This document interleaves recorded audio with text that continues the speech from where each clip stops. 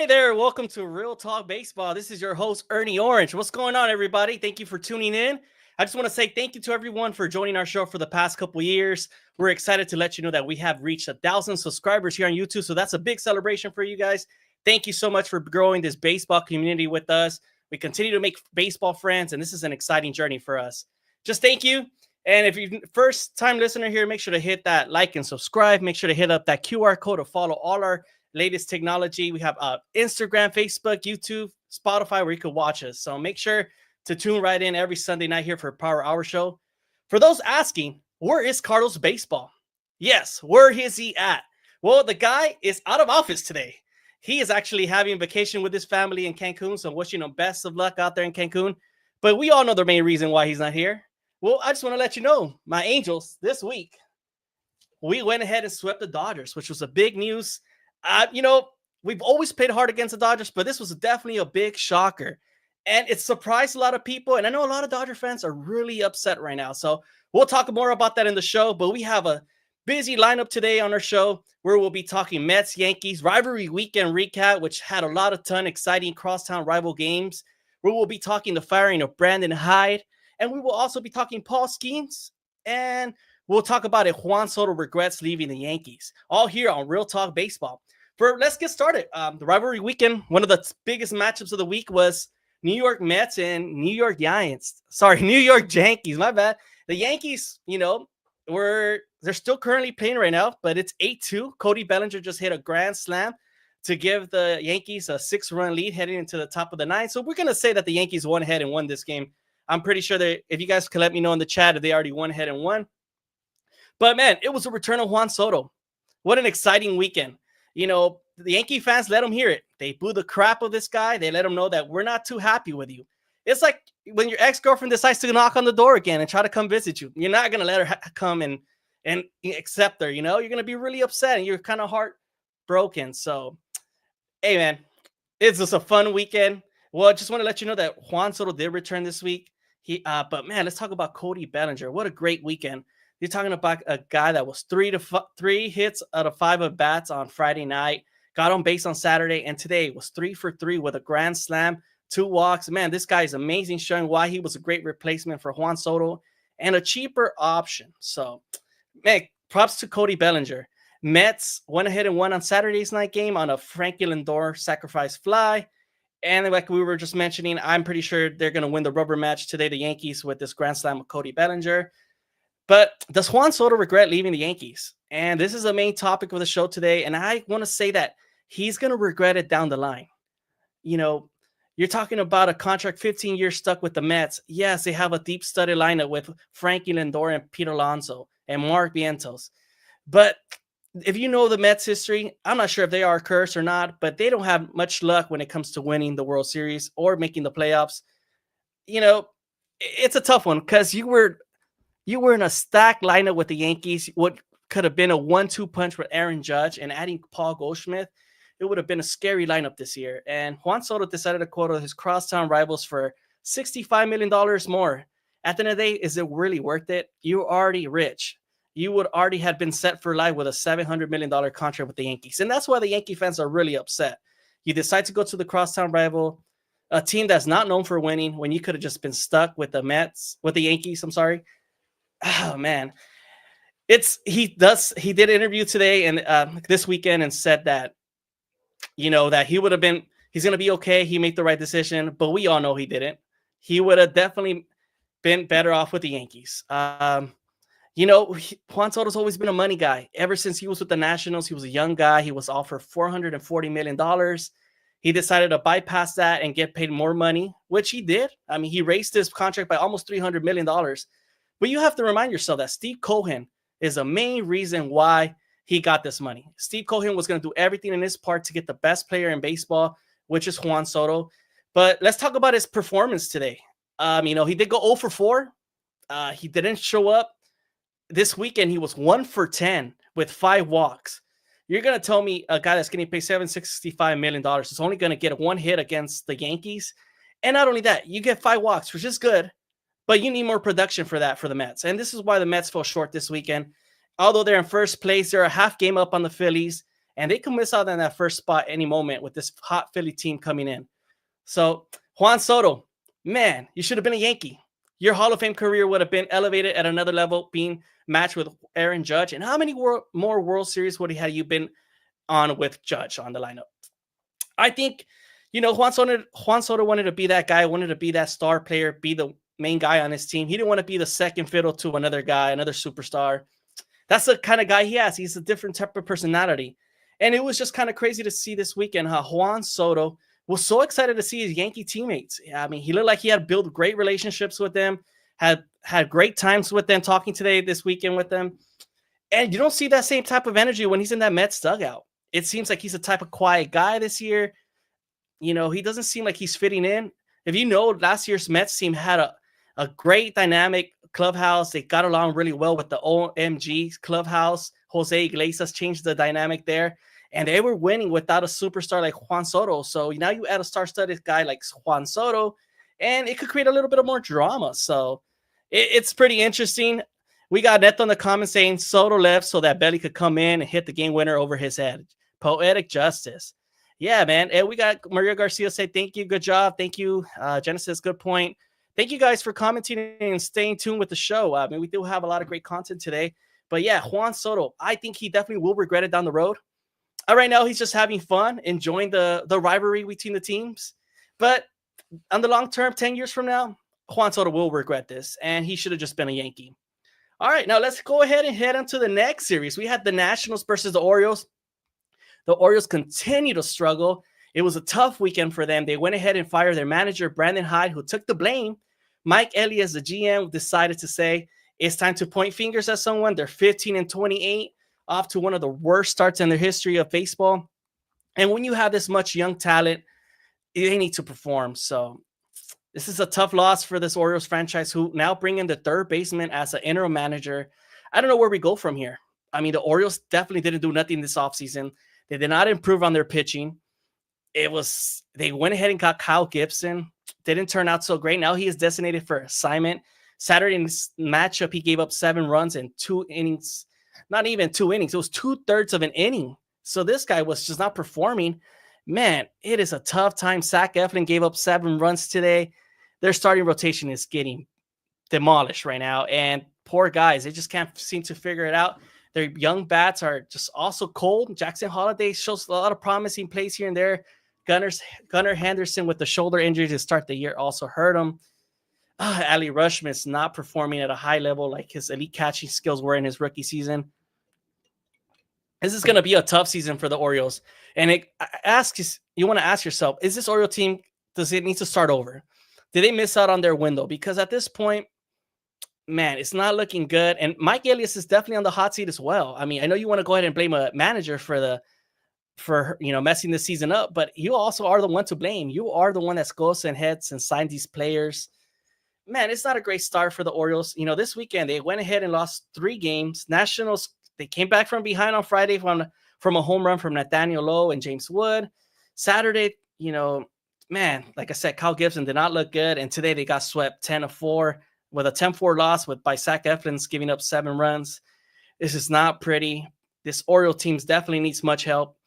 And they just need some veterans at this point. Some great pitching. Man, it's not looking good. Dean Kramer's not looking good as well. You were expecting great things from Grayson Rodriguez. He's been out all year with a shoulder injury. I think it's time to start focusing and bringing up the top prospects and maybe selling out all those veterans and start rebuilding again at this point of the season. So it's a tough loss. We talked about it, me and Carlo Baseball last week, who would be the next manager to be fired, and Brandon Hyde is that guy. 3 managers, and before June, that's a big shocker for a lot of baseball fans. We're not used to this. You see this more often on football, and it's not great. We got Neto saying in the comments, I'm tired of not hitting my parlays because these grown-ass men can't hit the effing ball. Yeah, it's been a tough season if you play a lot of parlays. You're talking about a lot of bullpen blow-ups these days, and a lot of starters are not getting the victory due to their bullpen, and then this is not great. All right, now let's head on to the next series of the weekend. We had the Pirates versus the Phillies. For those Phillies fans, PA guys, Phillies went ahead and got the sweep. Phillies look great, man. Offensively, they erupted on the 7th inning on Friday night's game, securing an 8-4 win. Saturday night's game, Zach Wheeler has a strong performance, pitching 6 shutout innings. And Bryson Stott looked good. He hit a home run, drove in 3 runs. And it's today, man, Paul Skeens throws a complete game and gives up just 1 run. But the guy we need to talk about is Mick Abel, who had 6 shutout innings, struck out 9 Pirates, looked amazing. The number 8 prospect in the Phillies farm system, and he looked amazing. They got the dub, 1-0. Phillies, half a game back of the Mets today. So it's a lot of great things going on in Philly. But let's talk about Paul Skeens, a guy that continues to pitch great for the game of baseball. He's a true ace. But now the question, ask yourself, should the Pirates go ahead and trade Paul Skeens? Man, this guy can't seem to get no help from his team. Offensively, the Pirates just look flat. O'Neal Cruz can't do anything. Byron Reynolds, oh man, it just continue to struggle. And Paul Skeens, every time he goes up to that mound, has no support. And the days he doesn't pitch, they also don't do good. So at this point, Paul Skeens has lost 7 matchups in his career and gone deep. And it's just not great for the game of baseball. I mean, I asked myself, how much can he take of this? Because he's very vocal. So the guy's going to be really frustrated going forward if this team can't compete. They went ahead and fired their manager, Derek Shelton, last week. They had a bit of a spark on the weekend, but this week, again, they did not look good against a strong Phillies team. And, man, if I'm Paul Skeens, I'm being more vocal. The ownership needs to know about it. Bob Nutting has just not done great things for this organization. You're talking about they have only spent in the past decade for Francisco Liriano, their most expensive contract for 3 years, $39 million. I mean, you mean to tell me they need to bring more help? Andrew Heaney, Andrew McCutchen, were not enough answers, if you ask me. They're old veterans that do provide great stats and great innings, but it's not enough to go to a playoff environment. So Paul Skeens, it's time to speak up. It's time to ask for a trade, or else you're going to be like Mike Trout, stuck with the Angels, man. So make sure you do not sign a contract going forward. You ask for a trade, man, because it is not looking pretty, and this Pirates team continues to struggle year in and year out. And it's been like that since the 90s, man. This is the same reason they did not want to pay for Barry Bonds. They went ahead and traded him to the Giants. They also missed out on a great opportunity there, a star-studded player like Bonds. It's a Pirates team. Ownership just does not give a crap for them, their fan base. And if you're Paul Skeens, you need to be very vocal about moving on. But let's talk about the next topic on the Phillies roster today. Jose Alvarado, the Phillies closer. Yes, he's been suspended for 80 games for taking exogenous testosterone, while the Phillies are calling it a weight fat loss drug. Man, I'm exhausted of hearing these guys getting caught up with PEDs. I mean, you're smart enough. You're getting paid the $1 million. You should know about what pills and what you should not be able to put in your body. I know Jose Alvarado has always dealt with weight problems, but you need to find other ways to lose weight. You've been seeing 80 games, and including the postseason. That's a big damage for the Phillies bullpen, man, because you're talking about they missed out on bringing bullpen help this year. They missed out on bringing Jeff Hoffman, who went to the Blue Jays this year. They also lost Carlos Estevez to the free agency. You only brought nobody. Jordan Romano was your only answer, and it's not the answer I was hoping for if you're a Phillies fan. So, like we talked about it weeks in the past. Yeah, this is not good for the Phillies, who has a small window going forward. I mean, most of their players are big-time veterans, and they're going to need the most help in their bullpen, and they're going to face that tough Mets, tough Dodger lineup. So, Jose, we got in the comments here, Metropoli. Thanks for the comment. He said, Jose Alvarado. Man, and I hope I said that right, but man, you're totally right. That's a big screw up for Jose Alvarado. And the thing about I'm most disappointed about Jose Alvarado, a couple weeks ago, we had a young fan looking up to Jose Alvarado in the 9th inning, mimicking his pose, the way he was going to pitch the ball. He brought him into the game the next day, and he failed the little kid's fan base, man. When I was a kid, I saw Guillermo Mota in person. I asked for an autograph. He did not give it to me. I was so disappointed in Guillermo Mota when he was in the Dodgers team, and I was really upset. I remember being like, every time I watched him pitch, I hated the guy. I wanted the worst to happen to him. And he got caught with PEDs twice in his career and also got suspended for a long time. So, Jose Alvarado had, changed a lot of kids' lives, and now he ruins it by doing PEDs. So I know that kid that was really impressed by Jose Alvarado, he's not going to be supporting anymore. So tough loss for this Phillies team, who now will be bringing Jordan Romano as their closer. And we'll have to look in the in the trade deadline to bring more arms because they're gonna need it. We got Genesis saying in the comments, haha, don't mess with Ernie. Yeah, that's right. If you mess with me, something bad is going to happen to you. Nah, I'm joking. Well, everybody tuning in, make sure to hit that like and subscribe. Thank you for tuning in. Next week, we will have Carlo Baseball back with me and ErnieOrange having a great show. But, we're hanging in there today solo. It's all good. Angels went ahead and won this weekend. We've got that sweep against the Dodgers. I totally can't believe it. Last week, we saw the Angels. They played really terrible against the Orioles. My family said, man, we're so sorry that you're an Angels fan. But this is the reason why I still support the Angels, because time and time again, they fight. They showed a great weekend. They offensively played really well. They got 5 double plays off the Dodgers on Friday night, playing that Ron Washington-type defense. We secured the win. Saturday, we held on to secure the win 11-9. Angels scoring 17 runs in the first 2 games. I never saw that coming. Kershaw returned for season 18, which was great to see. That 12-6 curveball still looks amazing, but he got tagged up with the 88-mile fastball that the Angels took advantage of. But he looked great for his first start, going 4 innings strong, and he allowed 5 runs. So, he'll bounce back. The Dodgers definitely need the most help in the arms right now. It is not looking pretty. You're down Glass now, Snell, and Roki Sasaki, and now Kirby Yates, their bullpen guy, is also out with a hamstring injury. Man, if you're a Dodger fan, I think you have to be a bit concerned because this season is really long, and it's already concerning that this pitching in mid-May is already dealing with a lot of arm injuries, and we cannot repeat the same season again as last if you're a Dodger fan right now. Losing like that, it sucks, especially to your crosstown rival Angels when they have been terrible for a long time. You stole Shohei Ohtani from them in free agency, and you still struggle. Man, that's not good. Shohei Ohtani did look good on Friday night, hit his 16 home run. He did go 0 for 5 the following day, and today he did drive in a run. But if you're asking Shohei Ohtani, I think he's concerned as well. And you ask yourself, how much longer till we have Shohei Ohtani in the mound? Because he's ready. But I know Dave Roberts is not risking any type of injury when it comes to Shohei Ohtani. Man, he wants to just see him in the playoffs, and that's about it. And it's kind of disappointing because as us baseball fans, we want to see the best two-way player in the game. This is why we like to go pay for Ohtani, and that's why he was worth $700 million, right?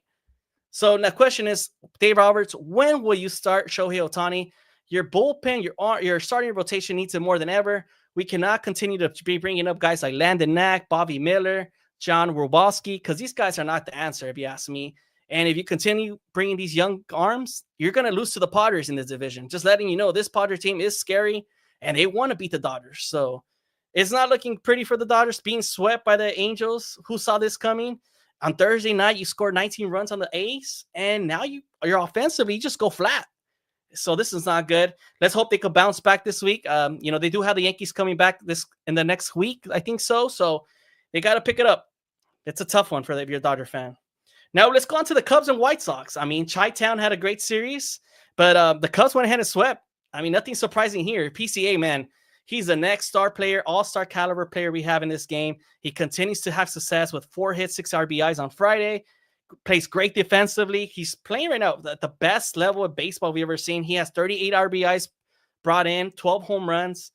Man, and then today he triples and doubles and scores 2 more runs. This guy was like the MVP of this weekend series. Man, poor White Sox fans. They have nothing. Not even the Pope could save them. So, man, we have Cub fans and White Sox fighting about who the Pope belongs to. So, the family members of the Pope saying that he's a Chicago White Sox fan, but he may be changing uniforms pretty soon because it's not looking pretty. Next, we have the Guardians and Reds. This was a big shocker as well. The Battle of Ohio. The Reds went ahead and swept this weekend. Their bats got hot. Will Benson hit all home runs in all 3 consecutive games. He's hit a home run in 4 straight games. And, what can I tell you about this guy? This guy's a cold, hot hitter, but when he does get it going, Terry Francona brings the best of these guys. And Ellie De La Cruz, what can you bring? That speed in the base pads. Man, he's electrifying, and he's one of the best players to see. So that was a big shocker. Guardians fall to 3rd place now in the Central Division, and the Twins overpass them. So this is pretty shocker. You got the Twins, the Royals, and Guardians all within 5 games of the Tigers. So this Tiger team is also pretty good. We got the Astros versus the Rangers. We had a split series this weekend. You're talking about Thursday's night was a matchup of the year, if you ask me. If you're a pitching fan, you had to watch Hunter Brown and Jacob deGrom. They went at it. DeGrom went 8 shutout innings. Hunter Brown went also 8 innings. And the only difference was a Jake Berger home run. So, and it was a 1-0 score game. So props to this Ranger team that continues to fight. Astros went ahead and won Friday's game. They went on 6 runs coming from 2 outs. Christian Walker crushes one off the Rangers bullpen, which becomes a difference maker.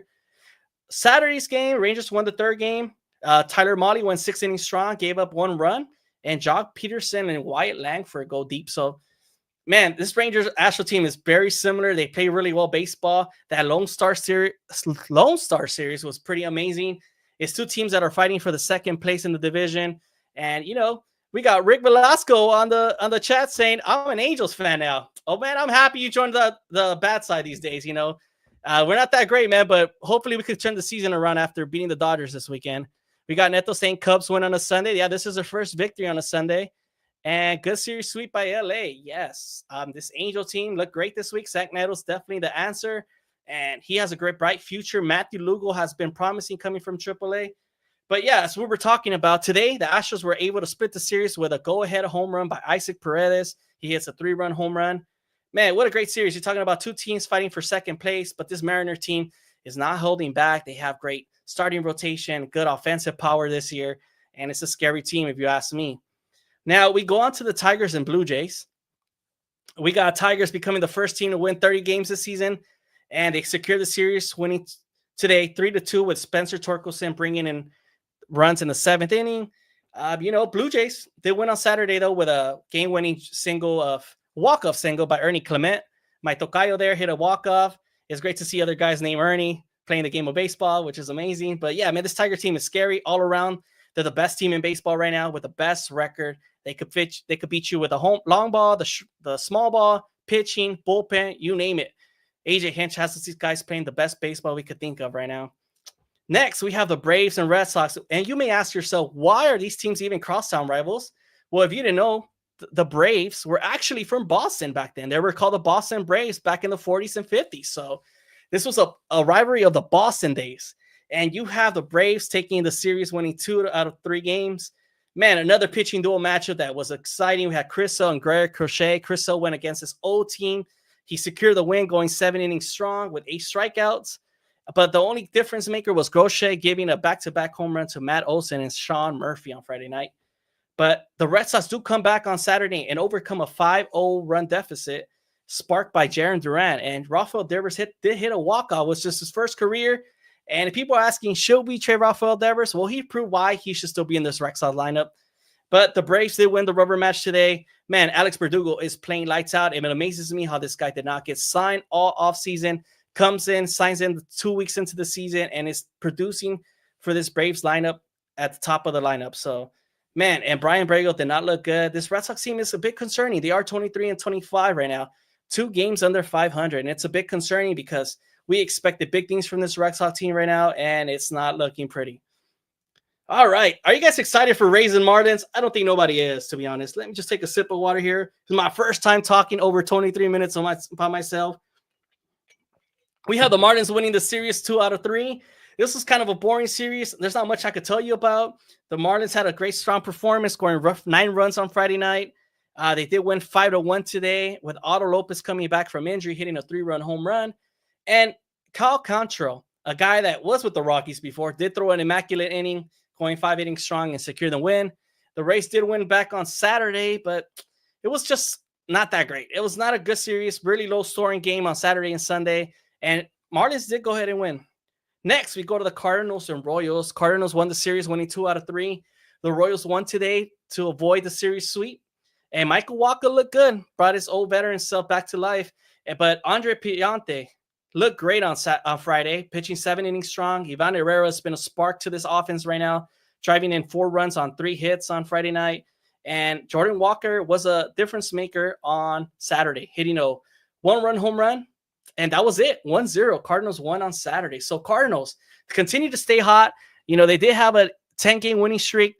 They snapped it, but they still came back and won 3 more, and they still won another series. So if you're this Cardinals team, how shocked are you guys? I mean, they are 1 game behind the Cubs right now.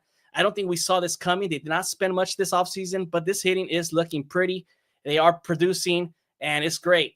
We got Gabriel's Vision. Thank you for tuning in, man. He says the Cubs will go anywhere. Mets versus Yankees World Series. Hey, that was an exciting series, Gabriel. If you ask me right now, if we want to see the Mets and Yankees in the World Series, I think we will all agree that that would be the match to watch.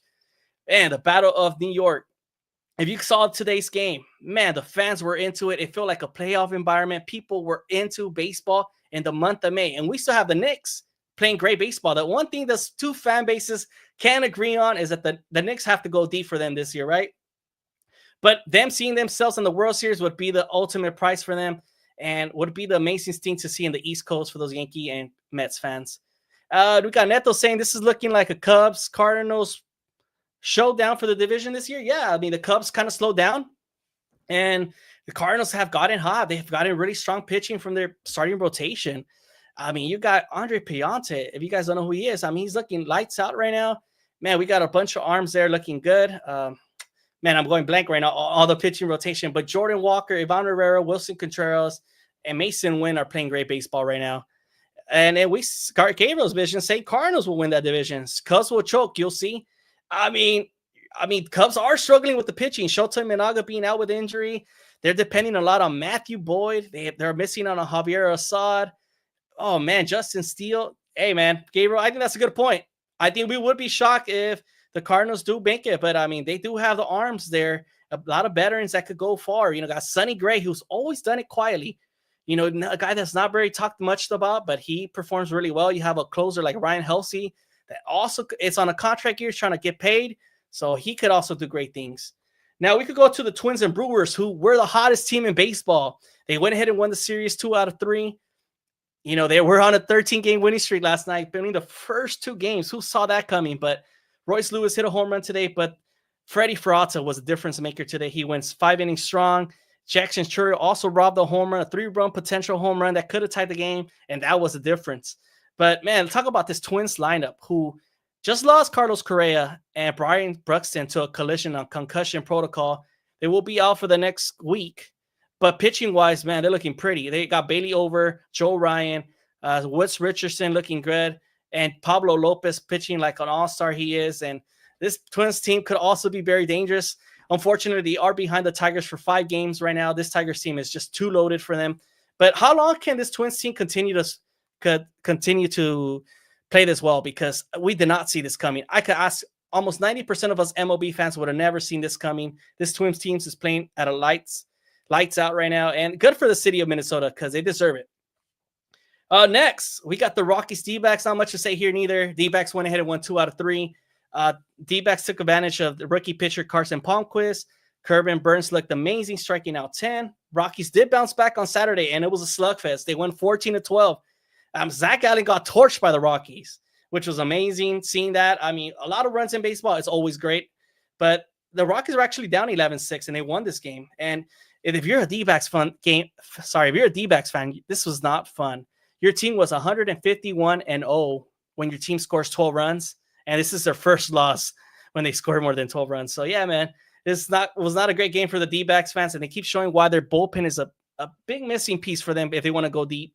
But today they won 1-0 on a Merrill Kelly strong performance, 11 strikeouts, and Ketel Marte only hit a home run, and that was a difference as well. And today we had the Mariners Padres, a Vetter Cup. Call the Vetter Cup for Pro Jam singer Eric Vetter. Mariners swept this weekend, and it was a big shocker, but the Padres offense was just flat. They did not perform all weekend, and Mariners just took advantage of it. Today, Brian Wu pitched a 7-inning strong. Saturdays, Cal Riley hit a home run, and the Padres just did not look good. They were 0-19 when runners in scoring precision, and that's not going to win you any type of baseball games. So good thing that the Padres and Dodgers both lost because nobody gained advantage there. So that was a big shocker in the world of baseball today.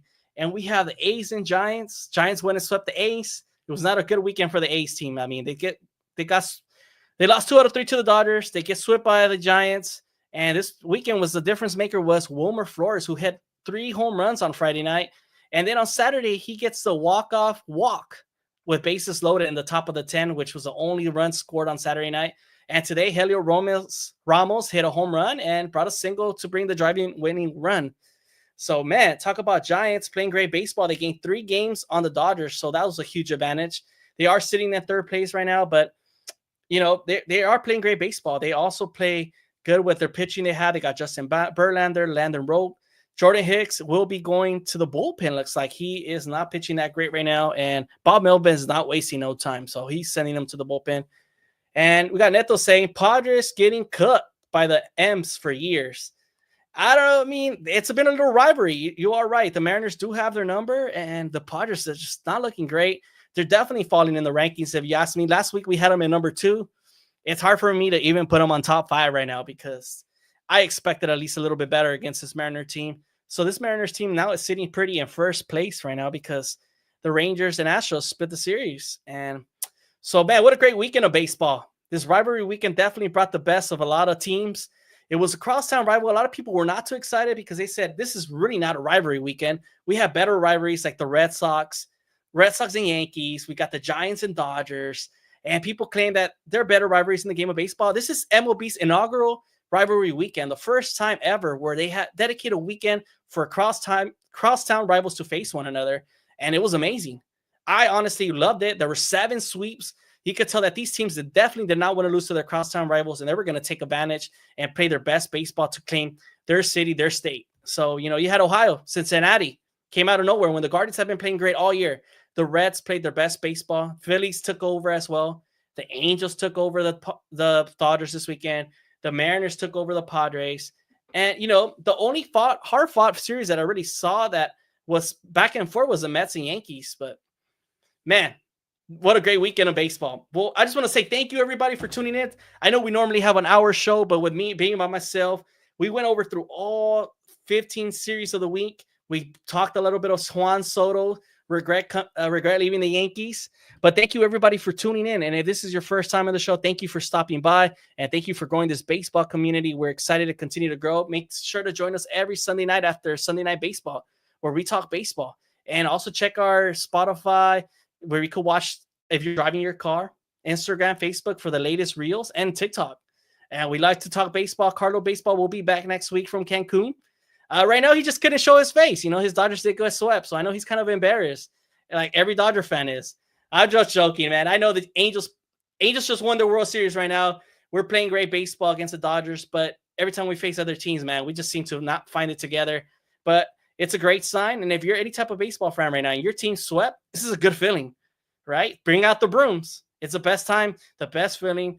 So this is great. We got Genesis saying laugh out loud. We got Neto saying gotta let little sister know win it. Gotta let the little sister win at Mario Kart once in a while, or parents will yell at us. Hey, man, do you really think the Dodgers were gonna give this one up? No, I don't see that coming, man. And we got Neto saying Dodgers really got swept by the Angels before GT6. Yes, I know fans have been waiting for this game for the longest, and things are coming out faster these days than GTA 6. So hopefully soon we can play that video game. Well, I just want to thank everybody for tuning in. From all of us here at Real Talk Baseball, thank you for stopping by, and we appreciate all the comments and all the traction we've been getting and all the subscribers that have been joining our channel. Thank you from the bottom of our heart. We will be back next week. This is ErnieOrange signing out. Thank you.